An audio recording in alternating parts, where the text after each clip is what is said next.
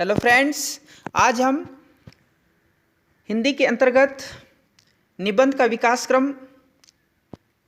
पर चर्चा करने वाले हैं। इसके अंतर्गत हम भारतीय हिंदू युग, द्विवेदी युग, शुक्ल युग और शुक्लोत्तर युग की बात करेंगे।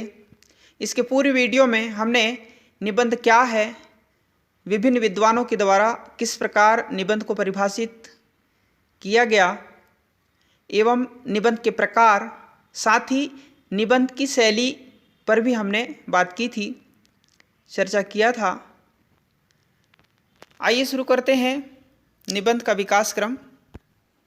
हिंदी निबंध साहित्य का विकास आधुनिक काल से माना जाता है। कहाँ से? आधुनिक काल से, ठीक है। और इसे 4 युगों में बांटा गया है। कितने युगों में? 4 युगों में। किसको? निबंध का विकास क्रम को 4 युगों में बांटा गया है। भारतीय हिंदू युग, द्विवेदी युग, शुक्ल युग और शुक्लोत्तर युग।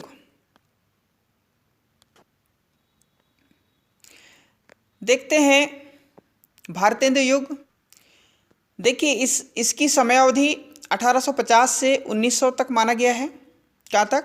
1850 से 1900 तक, ठीक है। और इस युग का नाम किसके नाम पर रखा गया है? भारतेंदु हरिश्चंद्र जी के नाम पर, ठीक है। भारतेंदु युग हिंदी निबंध के उद्भव का काल है, ठीक है। भारतेंदु हरिश्चंद्र के हिंदी साहित्य में पदार्पण करते ही उसका प्रत्येक क्षेत्र एक नवीन चेतना से भर उठा, ठीक है। इस युग के अधिकांश लेखक अपनी अर्थात स्वयं की पत्रिकाओं के संपादक थे, ठीक है। कुछ पत्रिकाओं के नाम यहाँ पर दिए हुए हैं। देखिए, कवि वचन सुधा, ठीक है, 1867 में इसका प्रकाशन हुआ था और इसके संपादक कौन थे? स्वयं भारतेंदु हरिश्चंद्र जी, ठीक है। इसी प्रकार उदंत मार्तंड 1826 में इसका प्रकाशन हुआ था। इसको आपको ध्यान में रखना है, हिंदी का प्रथम समाचार पत्र भी इसको कहते हैं, ठीक है। 30 मई 1826 में कलकत्ता से साप्ताहिक पत्रिका के रूप में इसका प्रकाशन हुआ था। इस बात का आपको ध्यान में रखना है। जुगल किशोर शुक्ल जी इसके संपादक थे, ठीक है। इसी प्रकार हरिश्चंद्र मैगजीन 1873 में इसका प्रकाशन हुआ था। भारतेंदु हरिश्चंद्र जी, ठीक है ना। यह मासिक पत्रिका थी। कौन सी पत्रिका? मासिक पत्रिका। काशी पत्रिका 1875 में इसका प्रकाशन हुआ था वाराणसी से, ठीक है ना। इसके जो संपादक थे वो बलदेव प्रसाद थे। कौन थे? बलदेव प्रसाद, ठीक है ना, जो कि भारतेंदु हरिश्चंद्र जी की प्रेरणा से इन्होंने इस काम को लिया था हाथ में। अगला देखिए, ब्राह्मण पत्रिका 1880 में, तो इसके संपादक कौन थे? प्रताप नारायण मिश्र, ठीक है। आगे इसी तरह आर्य दर्पण, तो मुंशी बख्तावर 1870 में इसका प्रकाशन हुआ था। भारत बंधु 1877 में, तोताराम अलीगढ़ से इसका प्रकाशन हुआ था, ठीक है। साप्ताहिक पत्रिका थी ये। हिंदी प्रदीप 1877, बालकृष्ण भट्ट इसके संपादक थे, ठीक है। इस प्रकार से आपको ध्यान में रखना है। देखिए, भारतेंदु युग के निबंधों की क्या विशेषता थी? भारतेंदु युग के निबंधों की क्या विशेषता थी? इस युग के निबंधों में समाज सुधार की भावना, राजनीतिक चेतना, रोचकता आदि गुण मिलते हैं, ठीक है। दूसरा देखिए, इस युग के लेखक जर्जर रूढ़ियों का क्या करते थे? विरोध करते थे, ठीक है ना। जो पुरानी परंपरा थी, पुरानी व्यवस्था थी, उसका ये क्या करते थे? विरोध करते थे, परंतु नवीनता का अंधानुकरण नहीं करते थे। इस बात का भी ध्यान में रखना है, ठीक है ना। हास्य व्यंग इनका प्रधान अस्त्र था। क्या? हास्य और व्यंग, ठीक है। हास्य क्या है? हंसी युक्त, ठीक है ना। और व्यंग मतलब किसी बात को सीधा ना कहते हुए अलग तरीके से प्रस्तुत करना, ठीक है। इसी तरह अगला है पाठकों की रुचि के अनुरूप लेखन कार्य, है ना। पाठकों को जिस प्रकार की रुचि थी पढ़ने की, उस तरह के ये लेखन कार्य करते थे। अगली इसकी विशेषता देखिए भारतीय हिंदी युग की, व्यक्तित्व के मनमौजीपन, है ना, कि स्पष्ट झलक निबंधों में मिलती है। ठीक है, अपने हिसाब से ये निबंध लिखते थे। ठीक है, अब यहाँ कुछ निबंधकार और उनकी रचनाएं हैं, आपको ध्यान में रखना है, ये विशेषकर आपकी परीक्षा की दृष्टि से महत्वपूर्ण है। भारतेंदु हरिश्चंद्र, इनकी रचनाएं देखिए, निबंध रचना, स्वर्ग में विचार का अधिवेशन, ठीक है, पांचवें पैगंबर, कंकड़ स्त्रोत। बालकृष्ण भट्ट की रचनाएं देखिए, मेला ठेला, आत्मनिर्भर, खटका, बाल विवाह, है ना, भट्ट निबंधावली, साहित्य सुमन। ठीक है,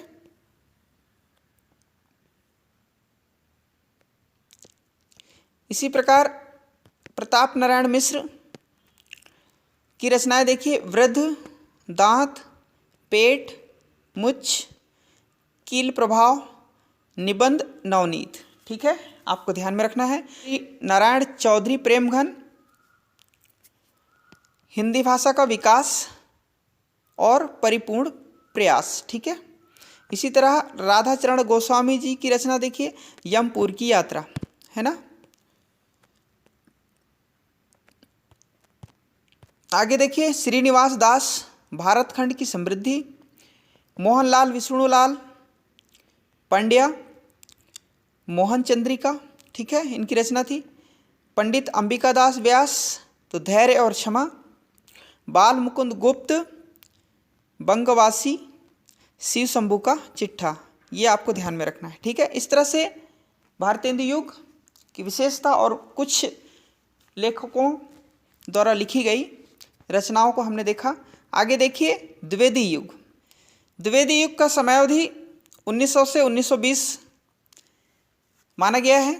भारतीय हिंदी युग के बाद आधुनिक काल का दूसरा चरण जो है पंडित महावीर प्रसाद द्विवेदी के नाम पर, कौन सा युग का है, द्विवेदी युग, है ना, के नाम से जाना जाता है। ठीक है, आचार्य महावीर प्रसाद द्विवेदी जी ने सरस्वती पत्रिका का संपादन कब से प्रारंभ किया था, 1903 से। वैसे सरस्वती पत्रिका का प्रकाशन कब से प्रारंभ हो चुका था, 1900 से। कब से, 1900 से। ठीक है, सरस्वती पत्रिका 1903 का संपादन कर द्विवेदी जी ने हिंदी गद्य को व्यवस्थित किया। ठीक है, आगे देखिए काशी नागरी प्रचारणी सभा 1893, रॉयल एशियाटिक सोसाइटी 1824 एवं हिंदी साहित्य सम्मेलन 1910 आदि संस्थाओं के माध्यम से गंभीर साहित्य विषयों के निबंधों का प्रकाशन शुरू हुआ। किस युग में, द्विवेदी युग में। ठीक है, इस बात का आपको ध्यान में रखना है। द्विवेदी युग के निबंधों की क्या विशेषताएं थी, देखिए, निबंधों की भाषा व्याकरण सम्मत है, ठीक है ना, मतलब व्याकरण के नियमों पर आधारित उनकी भाषा थी, तथा उनमें एक प्रकार की कसावट भी थी। ठीक है, इस युग में ज्ञान विज्ञान से संबंधित उच्च स्तरीय निबंध लिखे गए।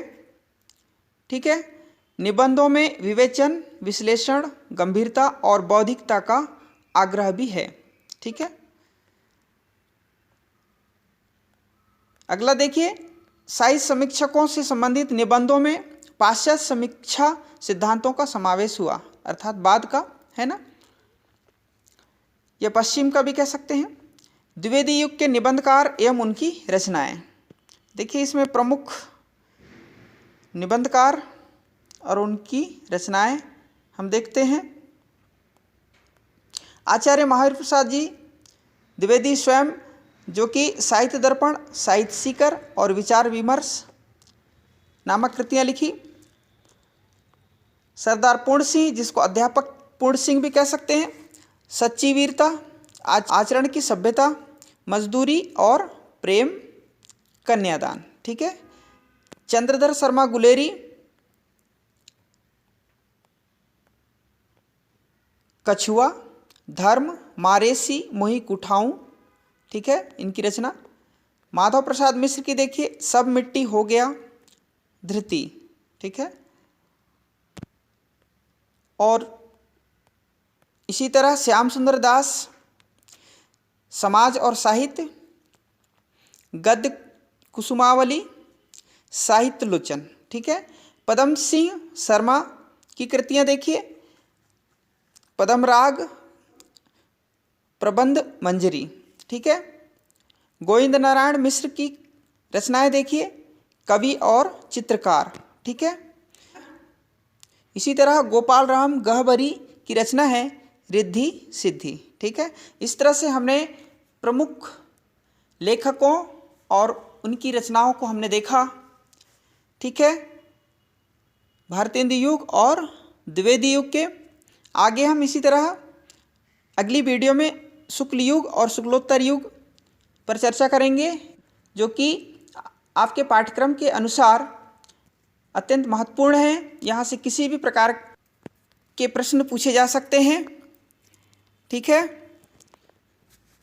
इसी तरह आप चैनल में बने रहिए। आप सभी का बहुत बहुत धन्यवाद।